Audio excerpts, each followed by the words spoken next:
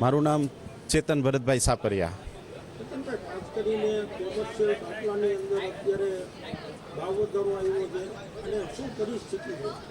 પરિસ્થિતિમાં તો એવું છે કે અત્યારે રાજકોટમાં લગભગ 60% રેસ્ટોરન્ટમાં ગેસની લાઈન છે અને ગેસની લાઈનમાં લગભગ હજી કોઈને કાંઈ પ્રોબ્લેમ નથી આવ્યો. પણ જ્યાં સિલિન્ડર છે જેની રિક્વાયરમેન્ટ 10ની હોય ત્યારે સપ્લાયર એમ કહે છે કે અત્યારે 10 નહીં પણ અમે તમને 5 થી 7 સિલિન્ડર પ્રોવાઈડ કરીએ એમ.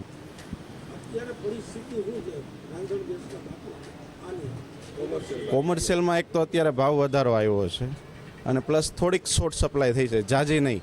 જેવી રીતે આ બેંગ્લોર ને મુંબઈના જે મેસેજ આવે છે કે ત્યાં અમુક રેસ્ટોરન્ટ બંધ કરવા પડ્યા છે કે એવી પરિસ્થિતિ છે, જેવી હજી રાજકોટમાં એવી કંઈ હજી પરિસ્થિતિ થઈ નથી.